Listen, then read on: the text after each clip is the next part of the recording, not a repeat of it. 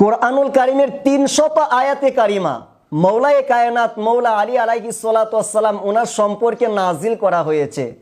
অবাক হচ্ছেন? অবাক হওয়ার কোনো বিষয় না। আহলুস সুন্নাত ওয়াল জামাতের অন্যতম ইমাম জালালউদ্দিন আস-সুয়ুতি রাহমাতুল্লাহি আলাইহি তারিকুল খুলাফা কিতাবের মধ্যে উল্লেখ করতেছেন, আন ইবনে আব্বাস রাদিয়াল্লাহু তাআলা আনহু, হযরত আব্দুল্লাহ ইবনে আব্বাস রাদিয়াল্লাহু তাআলা আনহু বর্ণনা করেন, মা নাজালা ফি আহাদিন মিন কিতাবিল্লাহি তাআলা মা নাজালা ফি আলিয়্যিন, অর্থাৎ মহান আল্লাহ পাক রব্বুল আলামিন কোরআনুল কারিমের ভেতরে মৌলা আলী সম্পর্কে যেই পরিমাণ আয়াতে কারিমা নাজিল করেছেন, অন্য কোনো সাহাবায়ে কেরাম সম্পর্কে এই পরিমাণ আয়াত, এত সংখ্যক আয়াত বর্ণনা করেন নাই।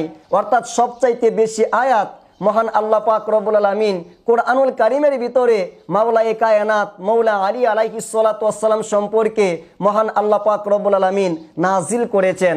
এখন আমাদের প্রশ্ন হতে পারে যে কি পরিমাণ আয়াত, কি সংখ্যক আয়াত কোরআনুল কারিমের ভিতরে মাওলায়ে কায়নাত মৌলা আলী আলাইহিস সালাতু ওয়াস সালাম সম্পর্কে নাজিল করা হয়েছে। এই বিষয়েও ইমাম জালালউদ্দিন আস-সুয়ুতি রাহমাতুল্লাহি আলাইহি হযরত আব্দুল্লাহ ইবনে আব্বাস রাদিয়াল্লাহু তাআলা আনহু হতে হাদিস বর্ণনা করেন।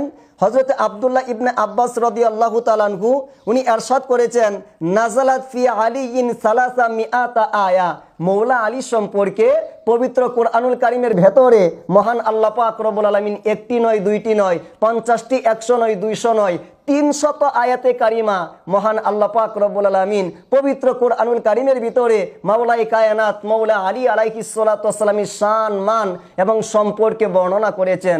সুবহানাল্লাহ।